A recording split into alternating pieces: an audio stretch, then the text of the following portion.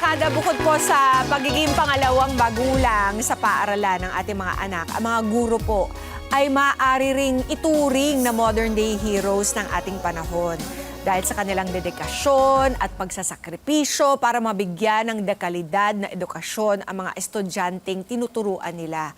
Tulad na lang po ng ating bisitang guro ngayong umaga na si Teacher Eileen Santo Domingo na mala superhero ang dating sa kanyang mga mag-aaral dahil sa suot niya mga costumes kapag siya ay nagtuturo. Kaya naman sabay-sabay po tayong ma-inspire at ma-amaze sa kanyang kwento dito lang sa Pinoy Inspiring Amazing Stories.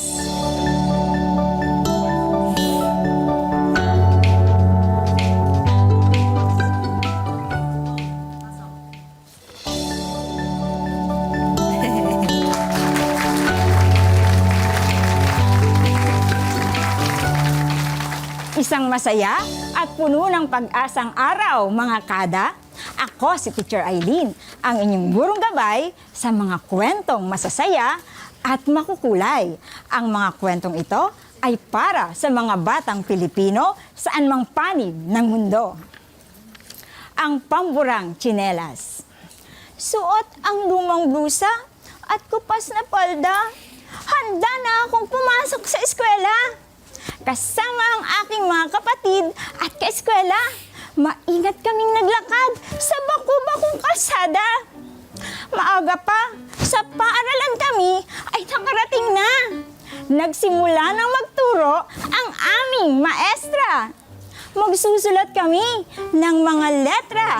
Lapis at papel ay ipinahanda na. Masigla kong kinuha sa bag na tinahiniina mula sa lumang tela.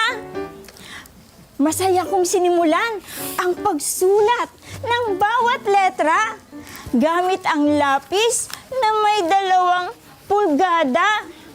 Naku, pudpud na pala ang aking pambura. Paano ko buburahin ang nagkamaling letra? Manghihiram sana ako sa aking mga kaeskwela. Ngunit, ang pambura ay ginagamit din nila. Kinuha ko ang baon kong barya mula sa aking bulsa. Ngunit, sapat lang itong pambili ng tinapay sa umaga. Naalala ko ang sirang tsinelas na ginupit ng aking ama. Nasa bag ko pala ang pirasa ng goma na ibinigay niya. Agad kong ginamit ang tsinelas na pambura. Yay! Naayos ko na ang nagkamaling letra. Ipinakita ko ang natapos na gawain sa aking maestra. Mahabang check! Ibinigay niya ang mataas na marka. Ting, ting, ting! Uwian na pala. Umuwi kaming masasaya at sama-sama. Magandang araw po. Palakpakan po natin si Teacher Eileen. Teacher Eileen, magandang umaga sa iyo. Magandang umaga po. At mabuti naman at napalipad ka dito sa kada umaga. Kamusta po kayo, teacher? Magandang araw po. Mabuti naman po ngayong araw na ito. At kahit umuulan ay sinikap nating makarating dito sa inyong programa. Maraming salamat po. Medyo may kalayuan ka pa naman yun, no? Opo. Taga Binangonan, Rizal kayo, Binangonan, Rizal, teacher. opo. Kamusta po ang Binangonan, Rizal? Ang Binangonan Rizal po ay hindi naman po binabahang lugar. Matataas po ang aming area doon. May ilan lamang pong lugar na medyo binaha. Oo. Pero hindi po lahat. Ginamit po bang evacuation centers yung mga schools ninyo sa Binangonan? Yung Hindi aming pong naman. eskwelahan, hindi naman po. Hindi naman. So ngayon, may pasok po sila. May pasok pero po. dahil sa imbitasyon namin, nag-absent po kayo. Ano po, ang amin naman pong principal, si Ma'am Lynn Sanchez, ay pinayagan po ako kasi para po ito sa atin din, sa inspirasyon. Magbigay Correct. tayong inspirasyon Oo. sa ating mga kababayan. Diba? Isang araw naman miss ka ng iyong Apo. estudyante. Apo. Pero marami naman po ang mai-inspire sa ginagawa mo. Tsaka po, pumasok din po sila. Oo. May- I'm sure proud silang mapanood to mamaya dahil makikita nila yung teacher nila sa sa TV, Opo. di ba? Ipapanood niyo po sa kanila, Yes ha? po, papanoorin nila po yun. Teacher Eileen, sino po ba itong kinakatawan ninyo ngayong umaga? Ako po ngayon ay si Super Pinay. Super Pinay. Super Pinay. Ito po ay karakter na kayo na mismo ang lumikha nag-create. po. Oo. Ito pong disenyo ay ginawa ng aking kasamahang guro na si Sir Emmanuel M. Narce. Siya po yung naggawa ng drawing ng nito. Ay, ang bait design. naman. So, pati yung mga co-teachers mo, Ay, opo. sumusuport na rin dito sa effort mo na Opo. mag-costume para sa Opo. mga estudyante. Hindi lang po yun, kasama ko rin sila sa aming outreach program. Meron po Oo. kaming Ay, pag-usapan kasama din po na yun. natin yan, yung Bahay Lampara. Project Lampara Project po. Lampara. Pero bago po yun, ikwento nyo muna sa amin, ano bang nagiging reaksyon ng mga mag-aaral kapag nakikita kang everyday po, iba-ibang costume sa Hindi suot naman po ninyo? everyday. Pag kailangan po sa lesson, pagka medyo nakita kong pwede kong isuot ito, or basta may chance po, at sa mga pagkakataon na may mga programa sa school, ay ang mga bata po talaga sobrang excited. Ayaw po nila umabsent. At ang aga nila talagang naghahanda. Madaling araw pa lang ready na silang pumasok. Oo, Kasi ang gusto nilang cute. makita anong susunod na isusuot ng Teacher Eileen. Oo. Paano nyo po naisipang gawin ito? Ito po ba'y aksidente? Alam ko, 2002 pa po ninyo na Opo. sinubukan ito. Pero in everyday yata or naging mas regular noong 2016? Mas naging consistent ako sa pagsusuot. Kasi nga Oo. po, nitong panahon na po itong nakakaraan, mga 2016, napansin ko ang mga bata talagang mas gusto na nila yung mga computer, cellphone. Sabi ko, parang kailangan tapatan natin lang medyo makukuha yung attention nila. Kaya naisip ko pong mag-costume sa klase. Una po yung mga simple lang na mga costume, mga yung kayang-kaya lang nating isuot. Minsan yung mga gown lang, ganon. Ang mga bata, excited sila, tuwan-tuwa sila. At talagang sila pa yung nagre-request ng, Ma'am, ito naman po ang inyong isuot. Kaya nakatutuwa po talaga. Ilan taon po ba yung mga tinuturoan yung bata? Grade 1 po. Ay, sakto. Opo. So, sino-sino pong mga characters ang inyong kinakatawan? Ako po, meron po akong Super Inday. Oo. Ginawa ko rin po yung Super Nanay. Para naman po sa mga nanay yon, para pagbibigay halaga sa mga nanay. Yes. Meron din po akong Urduha. At nagsusuot din po ako ng mga mascot. Kagaya ni Bibo Matching, Oo. si Dino Talino. Pati po mayroon pa akong mga gulay, si Patan. Yung Bibo Matching po, mas madalas isinusuot ng aking anak. Nariyan po kasama ko. Ayun po. Saan siya? Ayun po yung naka-black. Ay, hello! Ayan po, kasama ko po siya pag kami nagpupunta sa mga paaralan. Ako'y nakasuot ng Dino Talino. Siya naman po si Bibo Machi. Oh, supportive. Opo, supportive po. Kaya po Nakakatuwa. ako'y masaya. Marami pong sumusuporta bukod sa pamilya, mga kasamahan ko sa trabaho, at yung iba pang mga magulang. Community, buong community. Grabe po ang support nila. Kaya ako'y overwhelming ang pakiramdam. Ano ba pong support ang nakukuha ninyo, lalo na po sa mga magulang? Sa mga magulang po, talagang sila'y Hindi ba sila nag-aalala na parang, uy, okay lang ba si ma'am? Ay, Bakit sila... tuwan-tuwa pa nga po sila. Sa akin po nila gustong dalhin ang kanilang anak. Kasi ang anak daw po nila, gusto rin akong maging teacher. Kasi po nakikita nila yung na may kakaiba nga po. Hindi ba naiinggit yung ibang kasama niyong teacher? Ano naman po na sila? kayo po yung pinaka-in-demand sa paaralan. Support din naman po sila sa akin. Nagko-costume na rin ba sila? Yung iba po, nagtatry Oh, na very rin good. po. Opo. Oo. Ang akin naman po, ang sabi ko sa kanila, basta tayo may mga kakaiba lang na ipinakita, mayroon lang tayong kagamitan, o maglagay ka nga lang ng kaunting headband dito, mag-lipstick nga lang ang teacher na dating di nagli-lipstick, mapapansin na yan ng bata, teacher, ang ganda mo! Di ba, gano'n? Napaka-observant na mga kids eh. Kaya mahalaga po na ang mga bata ay laging may nakikitang bago para sila'y maging excited sa pagpasok sa klase. Bakit niyo po ginagawa to, Teacher Eileen? Kung tutuusin, napakadami nyo na nga pong responsibilidad bilang teacher, 'di ba? At isa pang issue ay alam naman nating hindi kalakihan ang sweldo ninyo. So, saan po kayo kumukuha ng budget para sa mga costumes? Ako po talaga, siguro passion ko na po itong pagtuturo. At nakita ko po talaga na kailangan kaming may gawin. Sabi nga, make a difference. At isa pang kasabihan na lagi kong naaalala, be proud you are a teacher, the future depends on you. Kaya po talagang mabigat, pero syempre kakayanin natin para sa mga bata.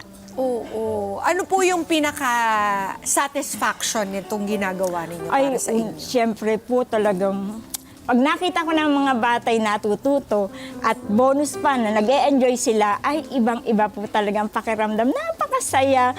Yung magpapasalamat pa sila, teacher, thank you po. Teacher, I love you. Araw-araw halos may gagawa na sulat, naiiyak ako. Gumagawa silang sulat. I love you, teacher. Nandun pa rin, naka-costume ako in drawing nila. Abi ko, iba. Pasensya na po, medyo talaga. Kakaiba po. Talaga pong halatang-halata naman po at baka sa inyong mukha ang passion at pagmamahal ninyo sa bukasyong ito na pinili ninyo. Opo. Talagang siniseryoso nyo po at bibihira po yan talaga. Minsan, meron tayong mga kada na, di ba, it's just a job. Pero ito talagang parang ginawa nyo talagang Niyakap. mission ng inyong buhay. Opo, niyakap na po ng todo. Oo. Ano po ang pangarap ninyo para sa inyong mga para sa inyong pagtuturo at para sa inyong mga mag-aaral? Ako po, sa totoo po, nangangarap pa rin ako na kung may magagawa pa akong mas maganda, gagawin ko para sa mga bata. Kasi po talagang kahit totoo nakakapagod po ang trabaho namin. Pero napapagod po ang katawan, ang puso hindi. Oh. Paiyakin mo rin kami, teacher. Nakakatouch naman po talaga. Ako po ay na-ospital last March. Hindi ko po ito pinopost sa social media kasi ayokong mag-alala ang aking mga kaibigan. Ang mga iba lang ang nakakaalam, mga close friends. Na-ospital po ako na almost akala ko, ay naman po, nakasurvive. Sabi ko nga nun, parang tigil ko na kaya kasi kailangan ko rin tingnan ng sarili kong kalusugan.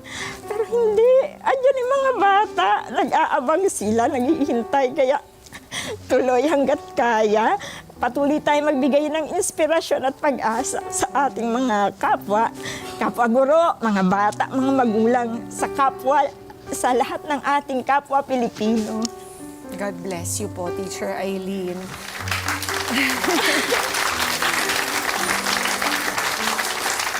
Pag-usapan naman po natin yung Project Lampara ninyo. Ano naman po yun? Yung pong Project Lampara, ito po isang proyekto na ginagawa po ng aming grupo. Kasama ko nga po ang aking mga kasamaang guro rin, mga volunteer po sila. May mga magulang rin, may kasama rin po ako dyan. Ayun po si Ma'am S, si kapatid na Esa. Kasama ko yan simula pa hanggang ngayon. 2018 po nagsimula yung outreach namin. Hanggang ngayon kasama ko po siya at ang iba pa naming mga kasamahan. Kami po yung nagpupunta sa iba't ibang lugar sa buong Pilipinas para po abutin yung mga bata na nangangailangan. Kasi naniniwala kami na pag naramdaman nila na sila'y mahalaga, magkakaroon na ng magandang epekto sa kanila at dadalhin nila hanggang sa paglaki nila.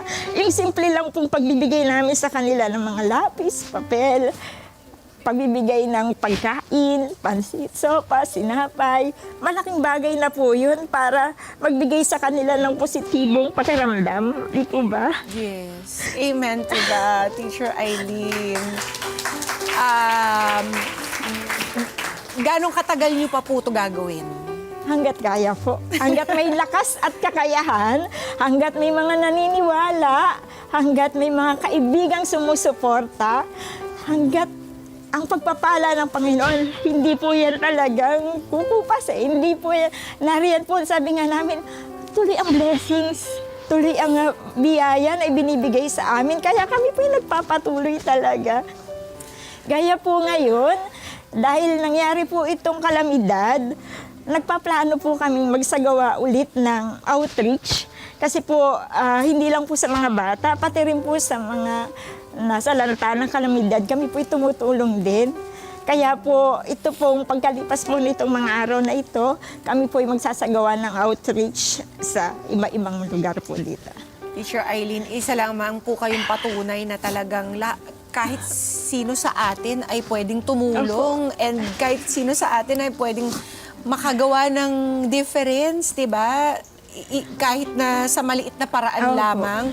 Ang mensahe nyo na lang, Teacher Eileen, sa mga iba nyo pang teacher, sa ibang teacher na nanonood sa atin.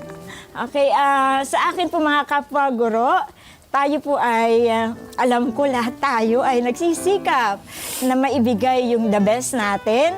Kanya-kanya tayong pamamaraan, ipagpatuloy lang po natin ito at maging positibo tayo sa pagharap sa mga pagsubok. Alam natin yan, teacher tayo kaya natin. Para tayong mga sundalo, kahit saan tayo dalhin, kaya natin. Kahit anong pagsubok, kaya nating gawin. Kahit saan tayo patawirin, kakayanin natin. Kasi matindi ang ating paniniwala na tayo ay patuloy na pagpapalain at susuportahan ng ating mga pinuno ng pamahalaan at ng DepEd ng ating kagawaran. At higit sa lahat ni God na magbibigay Yes talaga po. ng strength sa inyo. Teacher Eileen, God bless you po. Maraming salamat sa pagpunta nyo dito. Sana po ay mas marami pa po kayong ma-inspire dito po sa ginagawa ninyo. Opo. At tumulad sa inyo na gawing more than just trabaho lang or paycheck lang ang pagtuturo at sa halip ay gawin talaga itong Maraming salamat. passion at tungkol sa pagmamahal. Opo. Maraming salamat, Maraming Teacher salamat po. Eileen. Ako po God bless you po. At dahil po sa pagpunta ninyo, meron po kami mga pasalubong para sa inyo at para sa inyong mga kasama. Meron po tayong mga gift packs dito from Pina Soap, from Mr. Donut, at sa David Salon. Oh, pwede magpasalamat. Pwede Maraming salamat po. pampaganda ni Teacher Eileen pa. Ako po kanina, ma'am, umpisa pa lang sa pagkukwento na Naiiyak na kasi po po yung kayo. kwentong nilikha ko. Ako po yung batang yon Oh. na ang tsinelas ay nang ginagamit pong pamburay, yung rubber. Yung lapis ko noon, 2 pulgada, sabi ko nga po, na pinipilit ko pa rin magamit. Kaya po siguro na noong pambata pa ako, iniisip ko na sana pagdating ng araw, makatulong din ako sa mga batang katulad ko noon. At yun na nga ang ginagawa niyo, Teacher Eileen. Para sa mga kada natin gusto mag-donate, di ba katatapos lang nung Opo. last school year, I'm sure marami silang mga naka-imbak or nakatapon or nakatambak lamang na mga Opo. school supplies. Saan po nila pwedeng i-donate para sa inyo? Opo, ako po ay may Facebook na ang pangalan ko po doon ay buong buo, Eileen Doblada Santo Domingo. Maaari niyo po akong padala ng mensahe doon at maraming salamat po sa mga magpapadala ng tulong kasi po sigurado pong makakarating po ito sa ating mga kababayan. Nakarating na po kami, ma'am, sa Cebu, sa Akalan, at sa iba pang lugar sa ating bansa. At dala po namin, siyempre, inspirasyon at pag-asa at pagpapala ng ating Panginoon. Amen. Mabuhay po kayo, Teacher Eileen. God bless you. Maraming salamat po. And all your endeavors po, sana po ay talagang maging matagumpay ang lahat ng mga ginagawa ninyong efforts. Hanggang po sa susunod na kwentuhan, dito ba sa Pinay Inspired Amazing Stories. Mga Kanet 25, this is Pia Guanyamago. For more Kada Umaga updates, please click the subscribe button and follow us on Net25 social media pages at Net25TV and at Net25 Entertainment Facebook page. See you guys. Bye!